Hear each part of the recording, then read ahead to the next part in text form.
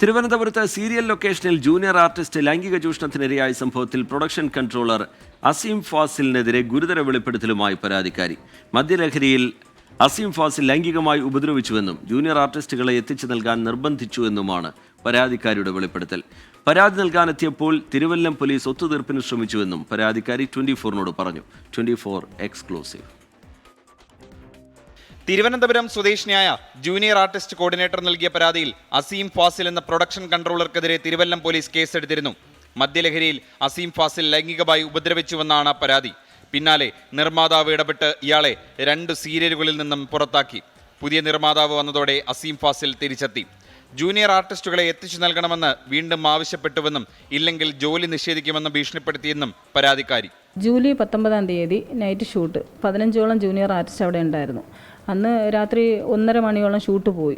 പൂവച്ചൽ സ്വദേശി ഇപ്പം ട്രിവാൻഡ്രത്താണ് താമസിക്കുന്നത്. പുള്ളിയർ ഞാൻ കാറിൻ്റെ അടുത്തോണ്ട് നീ ഇങ്ങോട്ട് വാന്ന് പറഞ്ഞു. അപ്പോൾ ഞാൻ ഇരുട്ടാണ് ഉറ്റത്തപ്പിളിൽ നിന്നത്. അപ്പോൾ കാറിൻ്റെ അടുത്തോട്ടെന്ന് പറഞ്ഞാൽ ഇരുട്ടെന്ന് പറഞ്ഞപ്പോൾ പറഞ്ഞ് കുഴപ്പമില്ല ഇങ്ങോട്ട് വന്നാൽ ഞാനിവിടെ ഉണ്ടെന്ന് പറഞ്ഞ് ഞാൻ അങ്ങോട്ട് പോയി. കള്ള് കുടിച്ചുകൊണ്ട് കുപ്പിയും ഗ്ലാസ്സും ഉണ്ടായിരുന്നു പുള്ളിയുടെ കയ്യിൽ. അപ്പോൾ എന്നെ കണ്ടതും കുപ്പിയും ഗ്ലാസും അതിൻ്റെ പുറത്ത് വെച്ചിട്ട് പുള്ളി എന്നെ കയറി പിടിക്കുകയാണ് ചെയ്തത്. പുള്ളിയുടെ കൈ തട്ടി മാറ്റിയിട്ട് ഞാൻ പെട്ടെന്ന് വെപ്രാളത്തി പുറത്തോട്ട് മുന്നോട്ട് പോയി. പരാതി ഒതുക്കാൻ തിരുവല്ലം പോലീസ് നിർബന്ധിച്ചുവെന്നാണ് മറ്റൊരു ആക്ഷേപം. ഫെഫ്കയിൽ മൊഴി കൊടുക്കുന്നത് തടയാൻ ശ്രമം നടത്തി. മകൻ സ്റ്റേഷനിൽ ഹാജരാകണമെന്ന് CI ഭീഷണിപ്പെടുത്തി.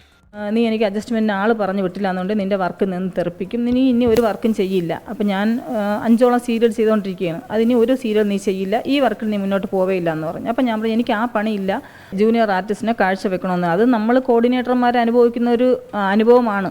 ഇവന് നിരന്തരം ഞാൻ ആൾ കൊടുക്കണം, ഇല്ലെങ്കിൽ നിങ്ങളെ വർക്കിന് ഇനി ഉണ്ടാവില്ല എന്ന് പറഞ്ഞ് അതുപോലെ ഇവൻ ചെയ്തു. സ്റ്റേഷനിൽ പരാതി കൊടുത്തപ്പോൾ അവരാദ്യം പറഞ്ഞതെന്ന് പറഞ്ഞാൽ അസീം നിങ്ങൾ ഈ കേസ് ഒത്തുതീർപ്പാക്കി പോകണം, അല്ലെങ്കിൽ നിങ്ങളിത് ഭാവിയിൽ ഒരുപാട് ബുദ്ധിമുട്ട് നിങ്ങൾ അനുഭവിക്കും. തിരുവല്ല സ്റ്റേഷനിൽ.